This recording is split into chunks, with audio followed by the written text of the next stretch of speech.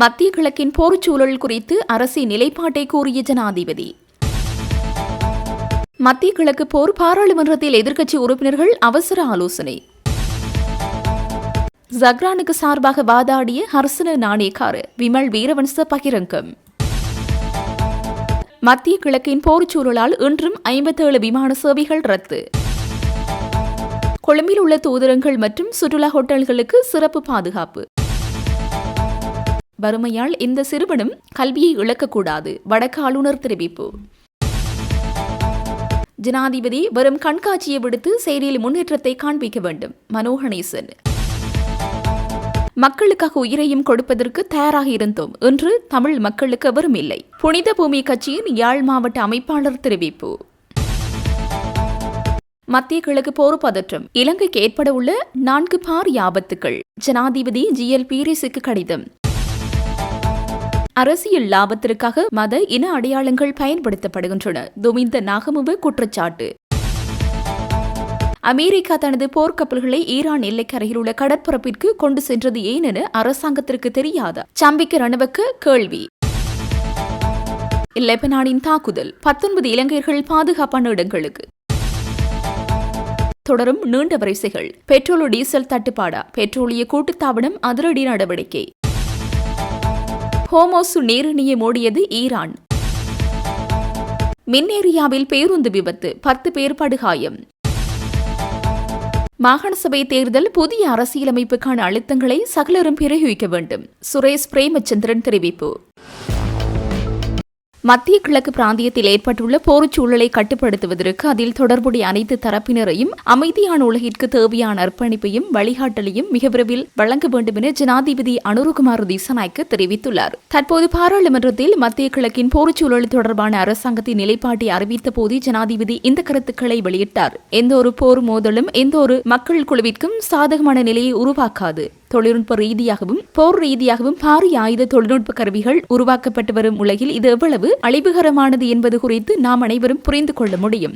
எனவே இலங்கையின் நிலைப்பாடு என்னவென்றால், இந்த போருடன் தொடர்புடைய அனைத்து தரப்பினரும் அமைதியான உலகிற்கு தேவையான அர்ப்பணிப்புகளையும் வழிகாட்டல்களையும் மிக விரைவில் வழங்க வேண்டும் என்பதாகும் என்றார். இந்த போர்ச்சூழலினால் இலங்கையின் பொதுமக்களின் இயல்பு வாழ்க்கைக்கு பாரிய தாக்கங்கள் ஏற்படக்கூடும் எனவும் தனிமைப்பட்ட ரீதியில் அதிலிருந்து எம்மால் மீள முடியாது எனவும் ஜனாதிபதி இங்கு தெரிவித்தார். ஒரு நாடாக இதனை எதிர்கொள்வதற்கு வேலை திட்டம் ஒன்று தயாரிக்கப்படும் எனவும் அமைதியான உலகிற்காக சர்வதேச ரீதியில் முன்னெடுக்கப்படும் அர்ப்பணிப்பினூடாக மாத்திரமே அதனை செய்ய முடியும் எனவும் ஜனாதிபதி வலியுறுத்தினார். மத்திய கிழக்கு யுத்தம் காரணமாக எண்ணெய் மற்றும் எரிவாயு விநியோகத்திற்கு தடைகள் ஏற்படக்கூடும் எனவும் வெளிநாடுகளில் உள்ள இளைஞர்கள் தொடர்பில் பெரும் சிக்கல் உருவாகும் எனவும் தெரிவித்த ஜனாதிபதி சுற்றுலாத்துறை, வெளிநாட்டு பண பரிமாற்றம், கப்பல் மற்றும் விமான போக்குவரத்து துறைகளுக்கும் இதன் மூலம் பாதிப்புகள் ஏற்படும் எனவும் தெரிவித்தார். குறுகிய கால மற்றும் நீண்ட கால அடிப்படையில் இந்த போர்ச்சூழலால் இலங்கை எதிர்கொள்ளும் பிரச்சினைகளுக்கு தீர்வு காணப்பட வேண்டும் என தெரிவித்த ஜனாதிபதி கடந்த கால கசப்பான அனுபவங்கள் காரணமாக இவ்வாறானதொரு சூழலில் மக்கள் அச்சமடைவது இயல்பான நிலை எனவும் குறிப்பிட்டார்.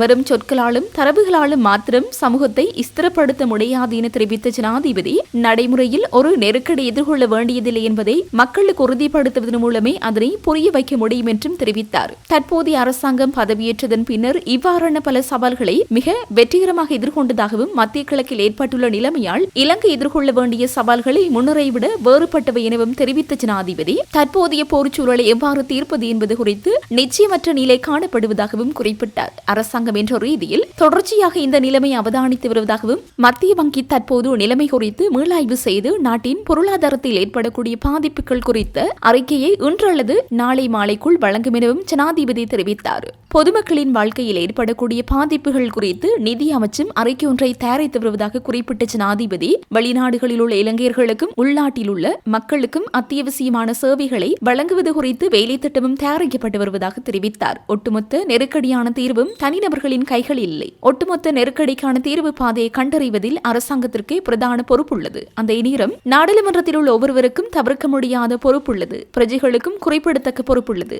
அரசாங்கமும் பாராளுமன்றத்தில் உள்ள நாம் அனைவரும் மற்றும் மக்களின யாவரும் ஒரு பொதுவான இலக்கு மற்றும் வேலை திட்டத்தின் கீழ் இதனை எதிர்கொள்ள வேண்டும் என்பதே எமது முன்மொழிவாகும் என்றார். மத்திய கிழக்கு பிராந்தியத்தில் போர்ச்சூழல் நிலைமையினால் நமது நாட்டிற்கு ஏற்படும் தாக்கம் தொடர்பில் கலந்துரையாட எதிர்க்கட்சித் தலைவர் தலைமையில் எதிர்க்கட்சி உறுப்பினர்கள் பாராளுமன்றத்தில் கூடினர். எதிர்க்கட்சித் தலைவர் சஜித் பிரேமதாச தலைமையில் பாராளுமன்றத்தில் அமைந்துள்ள எதிர்க்கட்சித் தலைவர் அலுவலகத்தில் எதிர்க்கட்சியை பிரதிநிதித்துவப்படுத்தும் கட்சித் தலைவர்களும் எதிர்க்கட்சியைச் சேர்ந்த பாராளுமன்ற உறுப்பினர்களும் இன்று காலை கூடி கலந்துரையாடினர். தற்சமயம் மத்திய கிழக்கு பிராந்தியத்தில் தீவிரமடைந்து காணப்படும் போர்ச்சூழல் தொடர்பில் இங்கு விரிவாக கலந்துரையாடப்பட்டன. ஈரான் மற்றும் மத்திய கிழக்கு பிராந்தியத்தை மையமாக கொண்டு நமது நாட்டில் இருந்து விசேட பல இறக்குமதி மற்றும் ஏற்றுமதி நடவடிக்கைகள் முன்னெடுக்கப்படுவதனால் இது தொடர்பிலும் இங்கு விரிவாக ஆலோசிக்கப்பட்டன. மத்திய கிழக்கு பிராந்தியத்தில் தற்சமயம் தொழில் புரிந்து வரும் கிட்டத்தட்ட 10 லட்சத்திற்கும் அதிகமான இலங்கையர்களின் உயிர் பாதுகாப்பு தொடர்பிலும் இங்கு விசேட கவனம் செலுத்தப்பட்டன. அவர்களின் உயிர் வாழ்வை பாதுகாத்துக் கொள்ளவும் அவர்களின் தொழில் நடவடிக்கைகள் தொடர்பிலும் இங்கு மேலும் கவனம் செலுத்தப்பட்டதோடு இந்த விடயத்தில் அரசாங்கத்திடம் அதிக அவதானம் செலுத்துவதற்கான கருத்துக்களும் இங்கு தெரிவிக்கப்பட்டன. உயிர்த்த ஞாயிறு குண்டு தாக்குதல் வழக்கில் சக்ரானுக்கு சார்பாக இந்நாள் நீதியமைச்சர் ஹர்ஷன நாணயக்கார மட்டக்களப்புக்கு சென்று வாதாடியதாக முன்னாள் அமைச்சர் விமல் வீரவன்ச தெரிவித்துள்ளார். தேசிய சுதந்திர முன்னணியின் ரத்தனபுரி மாவட்ட கூட்டத்தில் கலந்து கொண்டு உரையாற்றும் போதே அவர் இதனை தெரிவித்துள்ளார். சக்ரானுக்கு சார்பாக வாதாடிய சட்டத்தரணியான ஹர்ஷன நாணயக்காரவும் கைது செய்யப்பட வேண்டும். அவரும் இதற்கு ஏதோ ஒரு விதத்தில் சம்பந்தப்பட்டுள்ளதால். ஆனால் சக்ரான் தீவிர மதவாத செயற்பாட்டில் ஈடுபட்டுள்ளார் என்று நல்லாட்சி காலத்தில் தேசிய பாதுகாப்பு கவுன்சிலுக்கு தகவல் வழங்கிய புலனாய்வுத்துறை முன்னாள் அதிகாரிகளை கைது செய்வது எவ்விதத்தில் நியாயமானது. இன்று பாடசாலைக்கு செல்லும் மாணவர்கள் பயத்தில் இருக்கிறார்கள். அந்த பயங்களை போக்கிய வீரர்கள் தான் இவர்கள். இவ்வாறான வீரர்களை செய்யாத குற்றத்திற்காக தண்டிக்கப்படுகின்றார்கள். பிரிவினவாத புலம்பெயர் தமிழர்களின் அரசாங்கத்தினூடாக பாதுகாப்பு தரப்பினரை பழிவாங்குகின்றனர். தமிழீழ விடுதலை புலிகளுக்காக அரசாங்கமே பாதுகாப்பு தரப்பினரை வலுவிழக்கச் செய்கின்றனர். இன்று ராணுவத்தில் இளைஞர்கள் இணைந்து கொள்ள முடியாத நிலையை உருவாக்கியுள்ளனர் என குறிப்பிட்டுள்ளார். மத்திய கிழக்கில் ஏற்பட்டுள்ள போர்ச்சூழல் காரணமாக கட்டுநாயக்க சர்வதேச விமான நிலையத்திலிருந்து மத்திய கிழக்கு நாடுகளுக்கு பயணிக்கவிருந்த 57 விமான சேவைகள் இன்றைய தினமும் ரத்து செய்யப்பட்டுள்ளன. அதன்படி நாட்டிலிருந்து வெளியேறவிருந்த 28 விமான பயணங்களும் நாட்டிற்கு வருகை தரவிருந்த 29 விமான பயணங்களும் ரத்து செய்யப்பட்டுள்ளன. இதேவேளை நாளைய தினத்திலும் 4 விமான பயணங்கள் ரத்து செய்யப்பட்டுள்ளன. மத்திய கிழக்கிற்கு செல்லும் மற்றும் அங்கிருந்து வரும் விமானங்கள் அதேபோன்று அந்த பிராந்தியத்தினூடாக ஏனைய இடங்களுக்கு பயணிக்கும் விமானங்கள் தொடர்ந்தும் தற்காலிகமாக ரத்து செய்யப்பட்டுள்ளதாக இலங்கை சிவில் விமான போக்குவரத்து அதிகார சபையின் பணிப்பாளர் நாயகமும் பிரதான நிறைவேற்று அதிகாரியுமான கேப்டன் தமிந்த ரம்புக்வெல தெரிவித்துள்ளார். எவ்வாறாயினும் இன்று காலை சிவில் விமான பயணங்கள் மாத்திரம் அந்த பிராந்தியத்தினூடாக பயணித்ததாக அவர் குறிப்பிட்டுள்ளார். ஜனாதிபதி அனுரகுமார திசநாயக்க என்ற ஒற்றை சில்லை வைத்துத்தான் ஒட்டுமொத்த அரசாங்கமும் ஓடுகிறது. அவர் ஜாழ்ப்பாணத்திற்கு செல்கின்றார். அவர் நடைபயிற்சி செய்கிறார். மலையகத்திற்கு சென்று பெருந்தோட்ட தொழிலாளர்களின் கைகளை பிடித்து பார்க்கின்றார். ஆனால் பயங்கரவாத தடைச்சட்டம் நீக்கம், அரசியல் கைதிகள் விடுதலை, மலையக மக்களுக்கான காணி உரித்து என்பன உள்ளிட்ட தேர்தல் வாக்குறுதிகள் இன்னும் நிறைவேற்றப்படவில்லை. எனவே ஜனாதிபதி வரும் கண்காட்சியை விடுத்து ஏற்கனவே அளித்த வாக்குறுதிகளை நிறைவேற்றி செயலில் முன்னேற்றத்தை காண்பிக்க வேண்டும் என தமிழ் முற்போக்கு கூட்டணியின் தலைவரும் பாராளுமன்ற உறுப்பினருமான மனோ கணேசன் வலியுறுத்தியுள்ளார். தமிழ் ஊடகவியலாளர் ஒன்றியமும் லண்டன் மற்றும் இலங்கை தமிழ் இலக்கிய நிறுவனமும் இணைந்து ஏற்பாடு செய்திருந்த மறைந்த மூத்த ஊடகவியலாளர் பாரதி ராஜநாயகத்தின் ஓராண்டு நினைவஞ்சலி கூட்டம் மற்றும் நூல் வெளியீட்டு நிகழ்வு நேற்று கொழும்பு தமிழ் சங்கத்தில் நடைபெற்றது. இந்த நிகழ்வில் கலந்து கொண்டு சிறப்புரை ஆற்றுகையிலேயே அவர் மேற்கண்டவாறு தெரிவித்தார். அவர் மேலும் கூறியதாவது: ஊடகத்துறையில் எனது நல்ல நண்பரான பாரதியும் நானும் இணைந்து எவ்வளவு விடயங்களை செய்திருக்கின்றோம். அவரது மிகப்பெரிய பலம் அவரது மௌனம் தான். நாம் அனைவரும் இணைந்து பேசிக் கொண்டிருக்கும் போது பாரதி மாத்திரம் மௌனமாக இருப்பார். ஆனால் பேசி முடித்த பின்னர் தான் நாம் பேசிய சகல விடயங்கள் தொடர்பிலும் முகத்திலேயே பாவனைகளை வெளிப்படுத்தி அவர் தான் அதிகம் பேசியிருக்கிறார் என்று எண்ணத் தோன்றும். தமிழ் தேசிய கட்சிகள் ஒற்றுமை என்பது பாரதிக்கு எப்போதுமே இருந்த கனவாகும். அவர் எத்திய கனவு, நம்பிக்கை மற்றும் இலக்கில் விடாப்பிடியாக இருந்தார் என்று நினைத்து பார்க்கையில் இன்று வடகிழக்கு தேசிய கட்சிகள் மத்தியில் நிலவும் முரண்பாடுகள் கவலை அளிக்கின்றன. மலையகத்தை பிரதிநிதித்துவப்படுத்தும் 3 கட்சிகளை உள்ளடக்கி பதிவு செய்து சுமார் 12 வருடங்களாக தமிழ் முற்போக்கு கூட்டணியாக இயங்கி வரும் நாம் இந்த ஒற்றுமை விடயத்தில் முன்மாதிரியாக திகழ்கின்றோம். அந்த ஐக்கியம் வடகிழக்கை பிரதிநிதித்துவப்படுத்தும் கட்சிகள் மத்தியிலும் ஏற்படும் என்ற நம்பிக்கை எமக்கு உண்டு. மறுபுறம் ஜனாதிபதி ஜனாதிபதி அனுரகுமார திஸ்நாயக்க என்ற ஒற்றை சில்லை வைத்துத்தான் ஒட்டுமொத்த அரசாங்கமும் ஓடுகிறது. அவர் யாழ்ப்பாணத்திற்கு செல்கின்றார், அங்கு நடைபயிற்சி செய்கின்றார், மலையத்திற்கு சென்று பெருந்தோட்ட தொழிலாளர்களின் கைகளை பிடித்து பார்க்கின்றார். ஆனால் பயங்கரவாத தடை சட்டம் நீக்கம், காணி விடுவிப்பு, அரசியல் கைதிகள் விடுதலை, மலையக மக்களுக்கான காணி உரித்து என்பன உள்ளடங்களாக தேர்தலின் போது அளிக்கப்பட்ட வாக்குறுதிகள் இன்னமும் நிறைவேற்றப்படவில்லை. எனவே இப்போது வெறுமனே காண்பிக்கப்படும் கண்காட்சியை விடுத்து ஏற்கனவே அளித்த வாக்குறுதியை நிறைவேற்றி செயலில் காண்பிக்குமாறு ஜனாதிபதியிடம் கேட்டுக்கொள்கிறேன் என்றார்.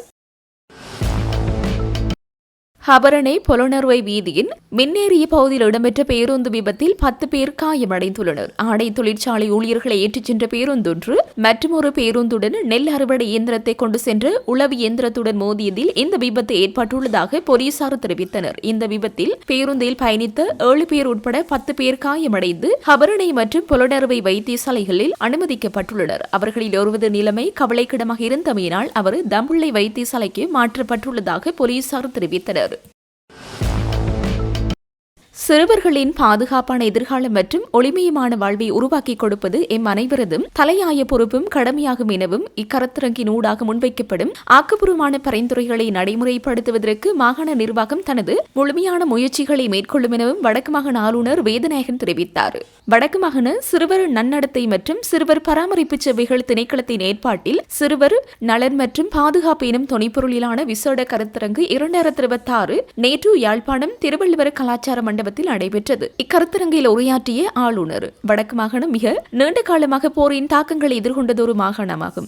எனவே இங்குள்ள சிறுவர்களின் பாதுகாப்பு தொடர்பில் நாம் கூடுதல் கவனம் செலுத்த வேண்டியுள்ளது. பல சிறுவர்கள் தமது தாய் தந்தை அல்லது இருவரையும் இழந்த நிலையில் வாழ்கின்றனர். ஏனைய சிறுவர்களை விட இவர்களுக்கான தேவைப்பாடுகளும் பாதுகாப்பு ஏற்பாடுகளும் மிகவும் விசேடமானவை. இன்றும் பல சிறுவர்கள் சிறுவர் இல்லங்களில் வாழ்ந்து வருகின்றனர். வடக்கு மாகாணம் மிக நீண்ட காலமாக போரின் தாக்கங்களை எதிர்கொண்டதொரு மாகாணமாகும். எனவே இங்குள்ள சிறுவர்களின் பாதுகாப்பு தொடர்பில் நாம் கூடுதல் கவனம் செலுத்த வேண்டியுள்ளது. பல சிறுவர்கள் தமது தாய் தந்தை அல்லது இருவரையும் இழந்த நிலையில் வாழ்கின்றனர். ஏனைய சிறுவர்களை விட இவர்களுக்கான தேவைப்பாடுகளும் பாதுகாப்பு ஏற்பாடுகளும் மிகவும் விசேடமானவை. இன்றும் பல சிறுவர்கள் சிறுவர் இல்லங்களில் வாழ்ந்து வருகின்றனர். இல்லங்களில் இல்லாத போதிலும் சமூகத்தில் பல சிறுவர்களுக்கு எமது உதவிகள் தேவைப்படுகின்றன. வறுமை காரணமாக எந்த ஒரு சிறுவனும் தனது கல்வியை இழந்துவிடக் கூடாது என்பதில் நாம் ஒவ்வொருவரும் அதீத அக்கறை கொள்ள வேண்டும் என்று வலியுறுத்தினார். மேலும் சிறுவர்களை இலக்கு வைத்து சமூக பிறழ்வுகள் அதிகரித்து வரும் தற்கால சூழலில் அது தொடர்பில் அதிக விழிப்புணர்வுடன் செயற்பட வேண்டியதன் அவசியத்தையும் வலியுறுத்திய ஆளுநர், எமது மாகாண சிறுவர்களின் தனித்துவமான மற்றும் பொதுவான பிரச்சினைகளை சரியான முறையில் இனங்கண்டு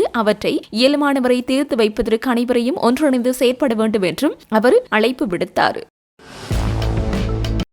ஈரானின் முன்னாள் ஜனாதிபதி மஹ்மூத் அஹ்மதிநெஜாத் வான்வழி தாக்குதலில் படுகொலை செய்யப்பட்டதாக வெளியான செய்திகள் குறித்து பாராளுமன்ற உறுப்பினர் நாமல் ராஜபக்ச அதிர்ச்சி வெளியிட்டுள்ளதுடன் நாங்கள் ஈரானுடன் நிற்கின்றோம் என்றும் தெரிவித்துள்ளார். மஹ்மூத் அஹ்மதிநெஜாத்தின் படுகொலை குறித்து வெளியிட்டுள்ள அறிக்கையிலேயே நாமல் ராஜபக்ச இதனை தெரிவித்துள்ளார். ஈரானின் முன்னாள் ஜனாதிபதி மஹ்மூத் அஹ்மதிநெஜாத்தின் மறைவு குறித்து கேள்வியுற்று அதிர்ச்சி அடைந்ததாகவும் முன்னாள் ஈரானிய தலைவர் இலங்கையின் நெருங்கிய நண்பர் என்றும் இரு நாடுகளுக்கும் இடையிலான இருதரப்பு உறவுகளை வலுப்படுத்துவதில் அவர் ஆற்றிய பங்கையும் நினைவு கூர்ந்துள்ளார். முன்னாள் ஜனாதிபதி மஹிந்த ராஜபக்சவின் அழைப்பின் பேரில் 2008ஆம் ஆண்டு இலங்கைக்கு விஜயம் செய்திருந்த அஹ்மதிநெஜாத் சப்கஸ்கந்த எண்ணெய் சுத்திகரிப்பு நிலையத்தை நவீனமயமாக்கல் மற்றும் உமாயுவ பன்முக அபிவிருத்தி திட்டம் உள்ளிட்ட பல முக்கிய அபிவிருத்தி திட்டங்களை ஆரம்பித்து வைப்பதில் முக்கிய பங்காற்றியவர் என்பதையும் அவர் சுட்டிக்காட்டியுள்ளார். ஈரான் எப்போதும் இலங்கையின் உண்மையான நண்பனாக இருந்து வருவதாக குறிப்பிட்டுள்ள நாமல் ராஜபக்ச வான்வழி தாக்குதல்களில் கொல்லப்பட்டதாக கூறப்படும் அனைவரின் குடும்பத்திற்கு தனது ஆழ்ந்த இரங்கலை தெரிவித்துள்ளார். இந்த இக்கட்டான தருணத்தில் நாங்கள் ஈரான் மக்களுடன் நிற்கின்றோம். அனைத்து தரப்பினரையும் நிதானத்தை கடைபிடிக்குமாறும் போர் பாதையை தேர்ந்தெடுக்காமல் பேச்சுவார்த்தைகளை முன்னெடுக்குமாறும் கேட்டுக்கொள்கிறோம் என்றும் அவர் மேலும் தெரிவித்துள்ளார்.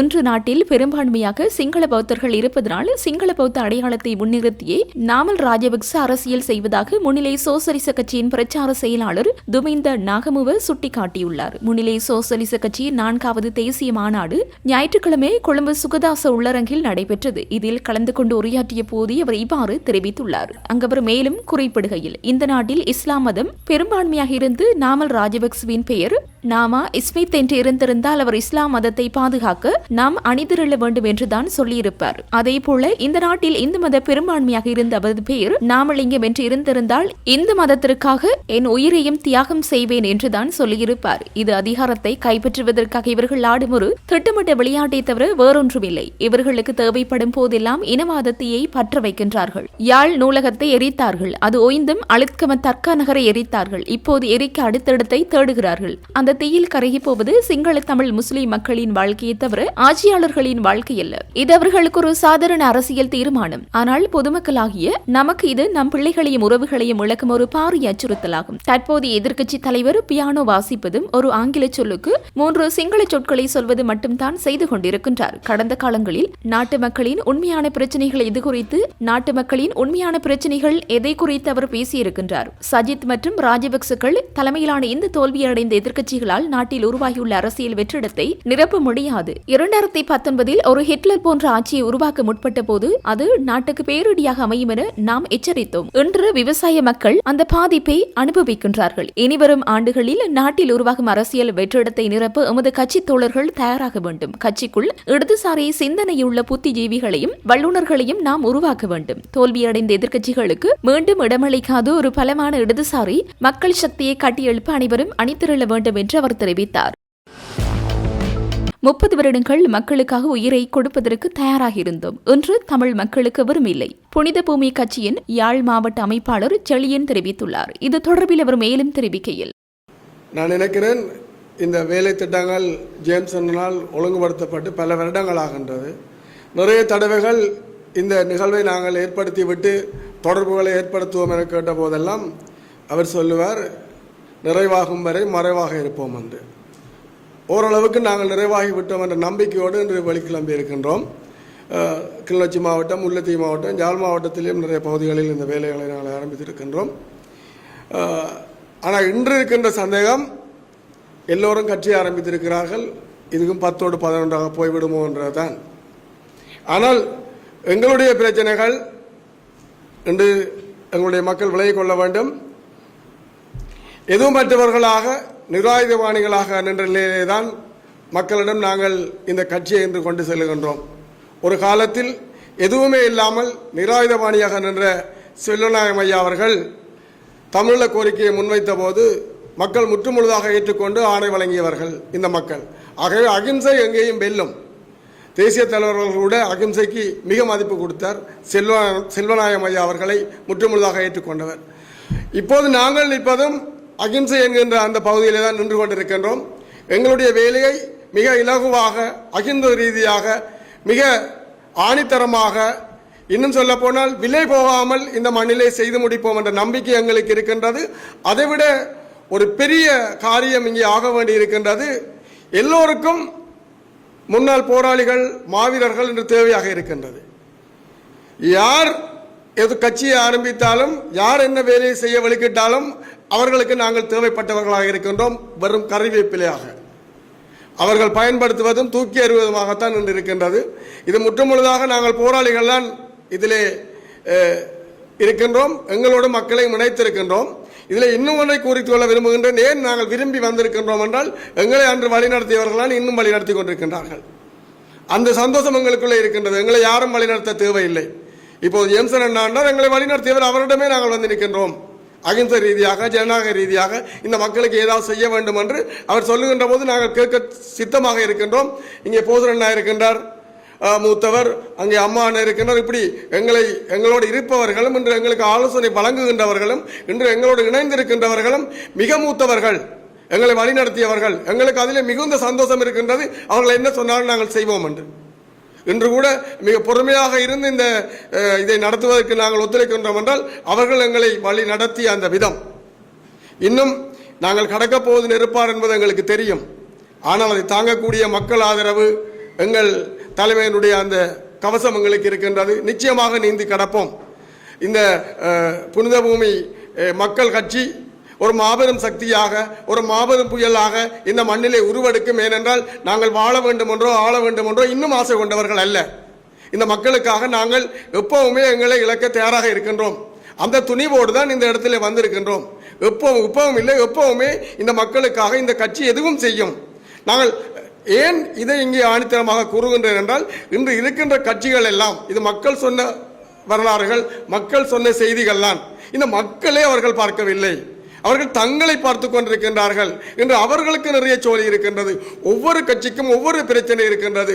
ஒவ்வொரு தரம் ஒவ்வொரு பிரச்சனையை தூக்கி வச்சு அவர்கள் காவடி எடுத்துக் கொண்டிருக்கின்றார்களே ஒழிய மக்களுடைய பிரச்சனையை யார் பார்க்கின்றார்கள் என்று எங்களுக்கு தெரியவில்லை. நாங்கள் வழிகிட்டிருப்பது தனிய மக்கள் பிரச்சனையை மட்டுமே பார்க்க போகின்றோம். ஒவ்வொரு கிராமத்திலேயும் ஒதுங்கி இருக்கின்ற எங்களுடைய மக்களை, அவர்களுக்கு இருக்கின்ற வாழ்வாதாரங்களை, அவர்களுக்கு இருக்கிற பிரச்சனைகளை, அவர்களுக்கு இருக்கிற சிக்கல்களை, அவர்களை எப்படி மேலுக்கு கொண்டு வரலாம், அவர்களை எப்படி மேம்படுத்தலாம் என்று ஏற்கனவே நாங்கள் கற்றுக்கொண்ட அந்த பாடங்களை இன்று நடைமுறைப்படுத்த, அதை செயலாக்க எங்களுடைய கட்சியின் தலைவர் திரு ஜேம்சன் இருக்கின்றார்.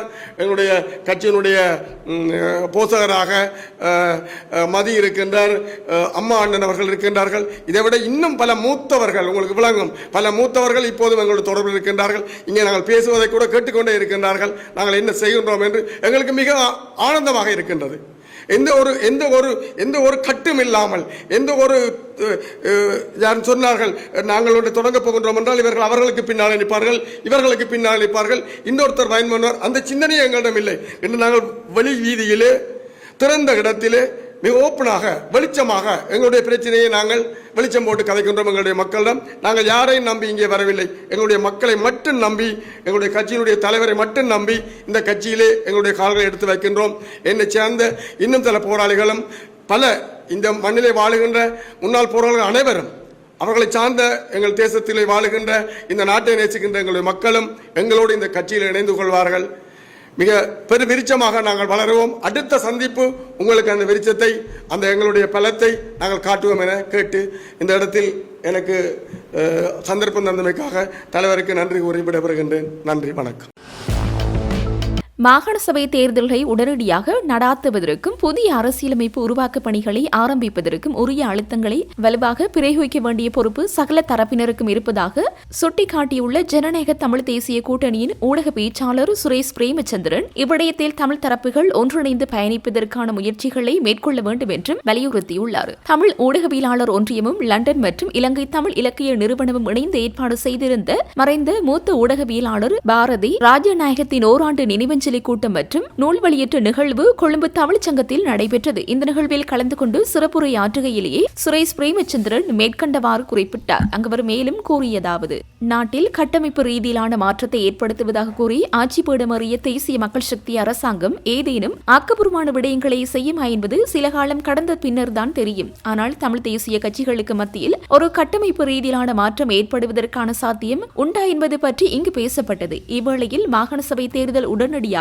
நடாத்தப்பட வேண்டும் என்பது தமிழ் தரப்பில் மாத்திரமின்றி சிங்கள தரப்பிலும் வலியுறுத்தப்படும் ஒரு விடயமாக இருக்கிறது. ஆனாலும் இதனை இப்போது நடத்தாமல் இருப்பதற்கு தீர்மானித்திருக்கும் அரசாங்கம் அதனை இழுத்தடிக்கும் நோக்கில் மாகாண சபை தேர்தல் முறைமை குறித்து ஆராய்வதற்கு பாராளுமன்ற தெரிவு குழு ஒன்றை நியமித்திருக்கின்றது. பாராளுமன்ற உறுப்பினர்களை மாகாண சபைகளுக்கான நிழல் அமைச்சர்களாக நியமித்து அக்கட்டமைப்பை செயலிழக்க வைப்பதற்கு அரசாங்கம் முயற்சிக்கின்றது. எனவே மாகாண சபை தேர்தல்களை உடனடியாக நடாத்துவதற்கு அழுத்தங்களை வழங்க வேண்டிய பொறுப்பு சகல தரப்பினருக்கும் உண்டு. அடுத்ததாக தமிழர்களுக்கான தீர்வு திட்டத்தை பொறுத்தமட்டில் கடந்த அரசாங்கங்களினால் முன்மொழியப்பட்ட தீர்வு திட்டங்களை தமிழ் தரப்பான நாம் எதிர்க்கவில்லை. மாறாக அதனை கொண்டு வந்தவர்களை அதை கிழித்தறிந்தார்கள். இவ்வேளையில் நாம் ஆக்கப்பூர்வமானதும் சகலரையும் உள்ளடக்கியதுமான புதிய அரசியலமைப்பு உருவாக்கம் குறித்து பேச வேண்டியது மிக அவசியமாகும். இவ்விடயத்தில் தமிழ் தேசிய கட்சிகள் ஒன்றிணைந்து ஜனநாயக தமிழ் தேசிய கூட்டணி என்ற அடிப்படையில் ஒற்றுமையாக செயற்படுகின்றன. அதேபோன்று நாம் சில விடயங்களில் இலங்கை தமிழரசு கட்சியுடன் கூட்டணிந்து செயற்பட்டு வருகின்றோம். எனவே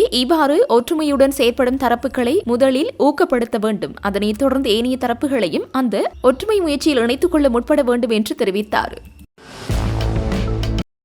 மத்திய கிழக்கில் நிலவும் அசாதாரண சூழ்நிலை காரணமாக இலங்கை எதிர்கொள்ள வேண்டியுள்ள கடுமையான பொருளாதார மற்றும் சமூக பாதிப்புகள் குறித்து பேராசிரியர் ஜி.எல். பீரிஸ் ஜனாதிபதிக்கு அவசர கடிதம் ஒன்றை அனுப்பியுள்ளார். பேராசிரியர் ஜி.எல். பீரிஸ் ஜனாதிபதிக்கு குறித்த கடிதத்தை இன்று அனுப்பி வைத்துள்ளார். அரசாங்கம் தனது நிலைப்பாட்டை உடனடியாக தெளிவுபடுத்த வேண்டும் என்று வலியுறுத்தியுள்ளவர் சுட்டிக்காட்டியுள்ள 4 முக்கிய பாதிப்புகள் வருமாறு: உலக சந்தையில் மசகு எண்ணெய் விலை அதிகரிப்பால் இலங்கையில் எரிபொருள் விலை உயரும் அபாயம் உள்ளது. இது ஏற்கனவே பொருளாதார ரீதியாக பாதிக்கப்பட்டுள்ள மக்களின் வாழ்க்கை செலவை மேலும் அதிகரிக்கும். ராணுவ நடவடிக்கைகள் காரணமாக மத்திய கிழக்கு நாடுகளுக்கான சந்தை வாய்ப்புகள் பாதிக்கப்படும். இதனால் குறிப்பாக இலங்கையின் தேயிலை ஏற்றுமதி வருமானம் பெருமளவில் குறைய வாய்ப்புள்ளது.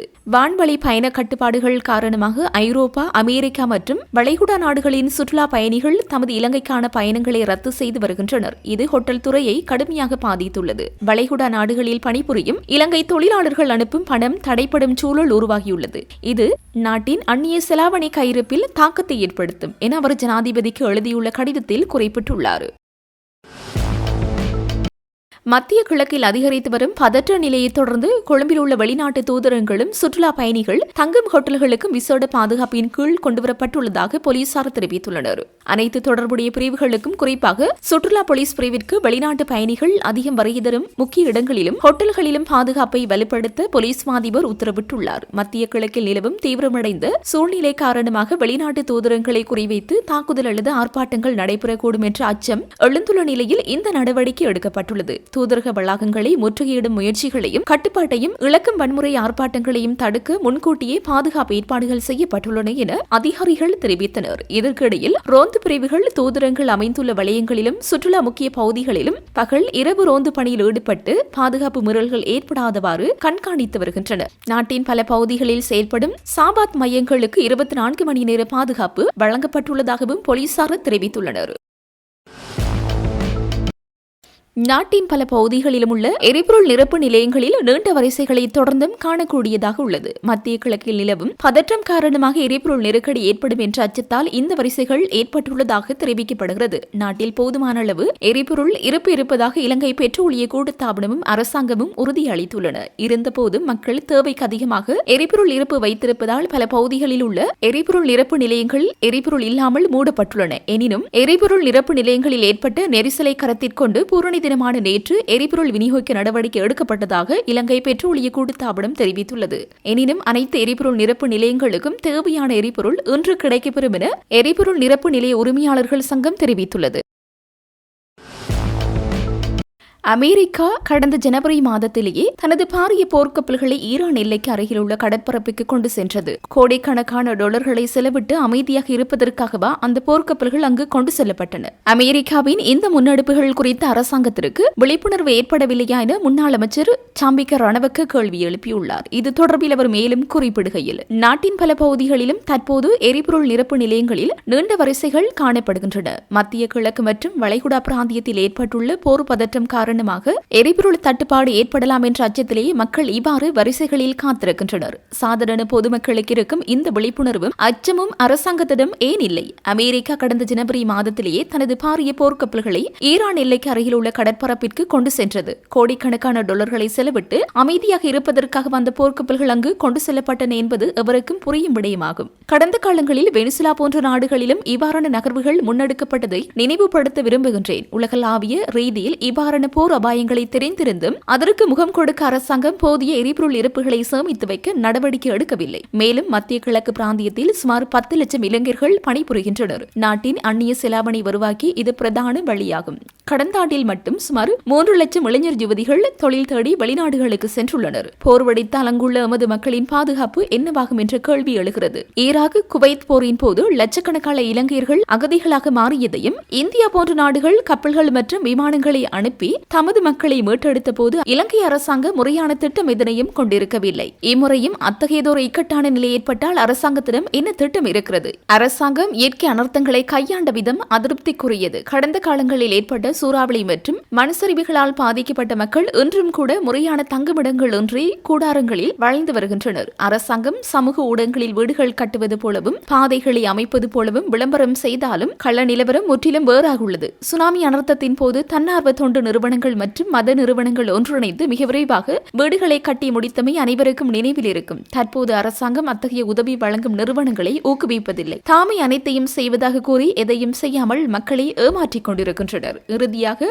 வீதியில் மோட்டார் சைக்கிள்களும் முச்சக்கர வண்டிகளும் எரிபொருளுக்காக காத்திருக்கும் சாதாரண மக்களுக்கும் இருக்கும் அறிவு கூட அரசாங்க தலைவர்களுக்கு இல்லை. ஜனவரி மாதத்திலிருந்தே அரசாங்கம் முன்னெச்சரிக்கை நடவடிக்கைகளை எடுத்திருக்க வேண்டும். அவ்வாறு செய்யாததன் விளைவாகவே இன்று மக்கள் பெரும் அசௌகரியங்களுக்கு உள்ளாகியுள்ளனர். அடுத்து வரும் நாட்களில் நாடு ஒரு பெரிய பாரிய நெருக்கடியை எதிர்நோக்கும் என்று எச்சரிக்கின்றோம் என்றார். இஸ்ரேல் தற்போது லெபனானில் உள்ள ஹிஸ்புல்லா இலக்குகள் மீது தாக்குதல்களை நடாத்தி வருவதாக அந்நாட்டில் உள்ள இலங்கை தூதரகம் தெரிவித்துள்ளது. அதன்படி பெய்ரூட் உட்பட ஏனைய பகுதிகள் தங்கியிருந்த 19 இலங்கையர்கள் பாதுகாப்பான இடங்களுக்கு அழைத்துச் செல்லப்பட்டுள்ளதாக இலங்கை தூதரகம் உறுதிப்படுத்தியுள்ளது. ஹிஸ்புல்லா அமைப்பின் தாக்குதல்களுக்கு பதிலடியாக இஸ்ரேல் லெபனான் மீது தாக்குதல் நடாத்தி வருகின்றது. இஸ்ரேல் மற்றும் அமெரிக்கா இணைந்து ஈரான் மீது நடத்திய தாக்குதல்களை தொடர்ந்து இந்த மோதல் தற்போது மிகவும் விரிவடைந்துள்ளது. நேற்று மாலை ராய்ட்டர்ஸ் செய்தி சேவை வெளியிட்ட காணொளியில் பெய்ரூட்டின் தெற்கு புறநகர் பகுதிகள் மீது தொடர்ச்சியான தாக்குதல்கள் நடாத்தப்படுவது பதிவாகியுள்ளது. அங்கு தொடர் வெடிப்புச் சத்தங்கள் கேட்பதுடன் அப்பகுதி முழுவதும் அடர்ந்த கரும்புகையினால் சூழப்பட்டுள்ளது. ஹிஸ்புல்லா அமைப்பின் கட்டுப்பாட்டில் உள்ள பெய்ரூட்டின் தெற்கு புறநகர் பகுதிகளை இலக்கு வைத்து இஸ்ரேல் பாரிய வான்வழி தாக்குதல்களை நடாத்தியுள்ளது. இதில் 31 பேர் உயிரிழந்துள்ளதோடு 149 பேர் வரை காயமடைந்துள்ளதாக லெபனானின் அரசு செய்தி நிறுவனமான NNA தெரிவித்துள்ளது. ஹோமோஸ் நீரிணை மூடப்பட்டுள்ளதாக ஈரான் அறிவித்துள்ளதுடன் அதனூடாக பயணிக்க முயற்சிக்கும் கப்பல்கள் மீது தாக்குதல் நடாத்தப்படும் என்று எச்சரித்துள்ளது. ஈரானின் அதி உயர் தலைவர் அயதுல்லா அலி ஹமேனி படுகொலை செய்யப்பட்டதை தொடர்ந்து ஈரான் இந்த தீர்மானத்தை எடுத்துள்ளது. ஈரான் ஆயுதப்படைகள் அமெரிக்கா மற்றும் இஸ்ரேலிய இலக்குகள் மீது தொடர்ச்சியாக பழிவாங்கும் தாக்குதல்களை மேற்கொண்டு வரும் நிலையில் இத்தீர்மானம் எடுக்கப்பட்டுள்ளதாக சர்வதேச ஊடகங்கள் செய்தி வெளியிட்டுள்ளன. மார்ச் 8 மகளிர் தின நிகழ்வு யாழ் வீரசிங்க மண்டபத்தில் இடம்பெற உள்ளது. இதில் அனைவரையும் கலந்து கொள்ளுமாறு ஈழத்தமிழர் மகளிர் சிறுவர் உரிமைகள் மேம்பாட்டுக்கான அமையத்திலிருந்து திருமதி வாசுகி சுதாகரன் கோரிக்கை விடுத்துள்ளார். இது தொடர்பில் அவர் மேலும் தெரிவிக்கையில், அனைவருக்கும் வணக்கம். நான் திருமதி வாசுகி சுதாகரன், ஈழத்தமிழர் மகளிர் சிறுவர்கள் உரிமைகள் பாதுகாப்பு மேம்பாட்டிற்கான அமையத்திலிருந்து எனது குரல்.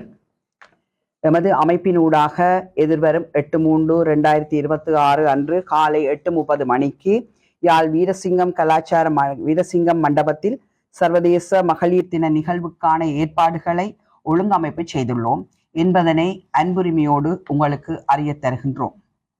நான் கடந்த 9 வருடங்களுக்கு மேலாக எனது சமூக செயற்பாட்டை அரசியலினூடாக செயற்படுத்தி வந்துள்ளேன். ஆனால் அதனிலிருந்து முழுமையாக விடுபட்டு சிங்கள ஆட்சியாளர்களினால் திட்டமிட்டு நடாத்தப்படும் கட்டமைக்கப்பட்ட தமிழின அழிப்பில் பாதிக்கப்பட்ட பெண்கள் சிறுவர்களை ஒருங்கிணைத்து செயற்பட முடியாத அளவிற்கு அரசியல் எனக்கு தடையாக இருப்பதன் காரணமாக அந்த இடத்திலிருந்து என்னை நான் அரசியலிருந்து முழுமையாக விடுவித்துக் கொண்டிருக்கின்றேன். அரச பயங்கரவாதத்தின் திட்டமிட்ட பெண்கள் மற்றும் சிறுவர்கள் மீது இலக்கு வைத்து நடாத்தப்படும் வன்கொடுமைகள், சிறுவர்கள் மீதான பாலியல் துன்புறுத்தல், போதைப் பொருள் திணித்தல் போன்றவற்றை தடுப்பதை இலக்காக கொண்டு செயற்பட அரசியலினால் பல்வேறுபட்ட தடைகள் எனக்கு இருந்ததன் காரணத்தால் எனது வெளிப்படையான செயற்பாட்டை வடகிழக்கில் வாழும் ஆர்வமுள்ள பெண்களை இணைத்து ஈழத்தமிழர் மகளிர் சிறுவர் உரிமைகள் பாதுகாப்பு மேம்பாட்டிற்கான அமைப்பை கடந்த ஜனவரி 5 உருவாக்கியுள்ளோம். இதில் வடகிழக்கில் 8 மாவட்டங்களிலும் எமது உறுப்பினர்கள் செயற்பாடுகளை முன்னெடுத்து வருகின்றனர். குறிப்பாக 8 மாவட்டங்களை ஒருங்கிணைத்து செயற்படுத்தி வருகிறோம் என்பதை உங்கள் முன்னிலையில் மனப்பூர்வமாக அறிய தருகின்றோம். ஈழத்தமிழர் தேசத்தில் பெண்கள் மற்றும் சிறார்களை இலக்கு வைத்து திட்டமிட்டு நிகழ்த்தப்படும் வன்கொடுமைகள், துயர சம்பவங்கள் மற்றும் தமிழ் மொழி பயன்பாடு அளித்தல், பாரம்பரிய வாழ்வியல் முறைகளை மாற்றுதல்களுக்கு எதிராக குரல் கொடுப்பதோடு அதனை ஐநா உரிமைகள் ஆணையாளரின் கவனத்துக்கு வெளிக்கொணர எமது ஈழத்தமிழர் மகளிர் சிறுவர் உரிமைகள் பாதுகாப்பு மேம்பாட்டிற்கான அமைப்பு Eelam Tamil women and children rights protection and promotion organisation முழு மூச்சாக செயற்படும் என்பதனை இந்த ஊடக வாயிலாக அறிய தருகின்றோம். எமது பெண்கள் சிறுவர்கள் திட்டமிட்டு நசுக்கப்படுவதனையும் அவர்களின் உரிமைகள் பாதுகாப்பு தொடர்பில் குரல் கொடுக்கும் அளவுக்கு எந்த ஒரு சக்தி வாய்ந்த அமைப்பும் இதுவரை இல்லாத காரணத்தினால் மிகவும் வெளிப்படையான தூர நோக்கு சிந்தனைகளை உள்ளடங்கலாக எமது அமைப்பானது பெண்கள் மற்றும் சிறுவர் உரிமைகள் பாதுகாப்பிற்காக ஒரு நிலையான செயல் திட்டத்தை தொடர்ந்து முன்னெடுக்கும் என்பதையும் தங்களுக்கு அறிய தருகின்றோம். ஈழ தேசத்திலே பெண்களுக்கும் சிறுவர்களுக்கும் நித்தம் திட்டமிட்டு நடத்தப்படும் வன்கொடுமைகளுக்கும் சவால்களுக்கும் முகம் கொடுத்து அவர்களின் அனைத்து நலன்களிலும் அக்கறையுடன் செயற்படும் இந்த அமையம் செயற்பாட்டு அமையமாக இந்த அமையம் தன்னை வெளிப்படுத்துகின்றது. தமிழ் மக்கள் வாழும் தேசமெங்கும் நமக்கு எதிராக ஆக்கிரமிப்பு வன்முறைகளுக்கும் அளிக்கும் அதிகார வர்க்கத்தின் ஆட்சி அடக்குமுறைகளுக்கும் அடங்கி ஒடுங்கி நசுங்கி கிடக்கும் நிலையை தகர்த்தறிவதுடன் தமிழ் தேசத்திலே திட்டமிட்டு நடாத்தப்பட்ட முள்ளிவாய்க்கால் இன அழிப்பு யுத்தத்தின் தொடர்ச்சியும் நீட்சியுமாக நிகழ்ந்து கொண்டிருக்கும் அவ்வள நிலைகளில் அமிழ்ந்து அழிந்து போய்க் கொண்டிருக்கும் பெண்களையும் சிறுவர்களையும் எதிர்கால பேராபத்திலிருந்து மீட்டெடுக்க உறுதி பூண்டுள்ளோம். திட்டமிட்ட இன அழிப்பின் அங்கமாக கட்டவிழ்த்து விடப்பட்ட போதை பழக்கம் எமது சிறார்களை முழுமையாக அழிக்கும் பேராபத்திலிருந்து அவர்களை மீட்பதுடன் அதனால் குடும்ப தலைவிகளாக வாழும் தாய்மாரையும் மட்டுமல்லாது ஏனைய பெண்களும் பேராபத்திற்குள் தள்ளப்பட்டிருப்பதாலும் அதனிலிருந்து பெண்களையும் சிறுவர்களையும் பாதுகாக்க வேண்டிய மிகப்பெரிய கடப்பாடு நமக்குள்ளது. அது மட்டுமன்றி திட்டமிடப்பட்டு நடந்து வரும் கலாச்சார சீரழிலிருந்தும் நமது இளைஞர்கள் யுவதிகள் பெண்களையும் மட்டுமல்லாது நமது எதிர்கால சந்ததியின் அழிவையும் பாதுகாக்க வேண்டிய அவசரமானதும் அவசியமானதுமான நிலை நமக்குள்ளது. மேலும் போருக்குள்ளும் போரின் பின்னரான வாழ்வியலிலும் நமது பெண்கள் சிறுவர்கள் மீது திணித்து நிற்கும் வறுமையும் வாழ்க்கை கட்டமைப்பின் உடவினையும் நாளுக்கு நாள் அதிகரித்து செல்லும் விவாகரத்து மனமுறிவுகளும் நமது தமிழ் சமூகத்தின் வாழ்வியல் ஒழுக்கத்தினையும் ஒழுங்கினையும் கேள்விக்குறி ஆக்கியுள்ள நிலையிலே நாம் நமது தேசத்தில் வாழும் பெண்களையும் சிறுவர்களையும் பாதுகாப்போம். எமது மாபெரும் கட்டமைப்பை விரிவாக்கம் செய்து அனைத்து பெண்களையும் சிறுவர்களையும் ஒருங்கிணைத்து தமிழர் தேசத்தின் விடுதலையை வென்றெடுப்போம். இந்த அமைப்பானது எந்த ஒரு அரசியல் கட்சிகளும் பங்காற்றுதல் எதுவுமின்றி தனித்து இயங்கும் என்பதனையும் நாமும் எந்த ஒரு அரசியல் கட்சிகளையும் இனி சார்ந்திருக்க மாட்டோம் என்பதையும் வெளிப்படுத்துகின்றோம். அரசியல் கட்சிகளின் பங்காற்றுதல் ஏதுமின்றி இந்த அமைப்பானது தனித்து இயங்கும் என்பதனையும் தங்களுக்கு அறிய தருகின்றோம்.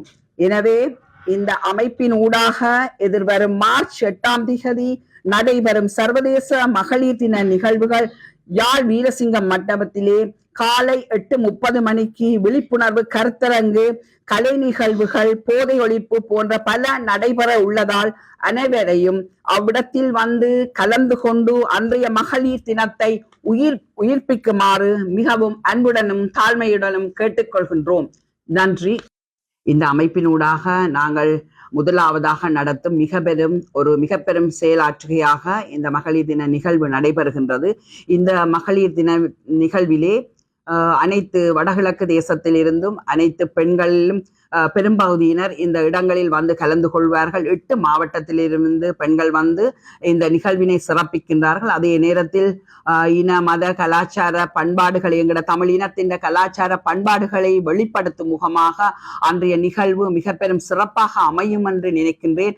அந்த வகையிலே அன்றைய நிகழ்வு வந்து தமிழ் பெண்களுக்கான பல நிலைகளை எடுத்து காட்டும் அங்கமாக அந்த வீரசிங்கம் மண்டபத்திலே நிகழ இருக்கின்றது. அது மட்டுமல்ல, எங்கட கலாச்சார பண்பாட்டு விழுமியங்களை வளர்க்கும் ஒரு நிகழ்வாகவும் அந்த வீரசிங்கம் மண்டபத்திலே நடைபெறும் மார்ச் 8 மகளிர் தினம் சிறப்பாக அமைய இருக்கின்றது. உண்மையிலே அந்த இடத்திலே பெண்கள் எந்த வரையறையின்றியும் அனைவரும் வந்து கலந்து கொண்டு இந்த பெண்களுக்கான ஒரு உயர்ச்சியையும் அவர்களுக்கான எழுச்சியையும் நாங்கள் இந்த பெண்கள் ஒடுக்கப்படக்கூடாது என்பதனையும் எந்த இடத்திலுமே பெண்களுக்கு எதிரான வன்முறைகள் நிகழும் இடத்திலே நாங்கள் அனைவரும் சேர்ந்து குரல் கொடுக்க கூடியவர்களாக ஒன்றிணைய வேண்டும் என்பதை அந்த யாழ் வீரசிங்கம் மண்டபத்திலே நடைபெறும் மகளிர் தின நன்னாளிலே நீங்கள் எல்லாரும் எடுத்து கூறும் முகமாக அனைவரும் இந்த பெண்கள் அமைப்புக்கு கரம் கொடுத்து எல்லோரும் சேர்ந்து இந்த பெண்கள் அமைப்பை பெண்கள் மகளிர் சிறுவர்கள் உரிமைகள் பாதுகாப்பு மேம்பாட்டிற்கான அமையத்தை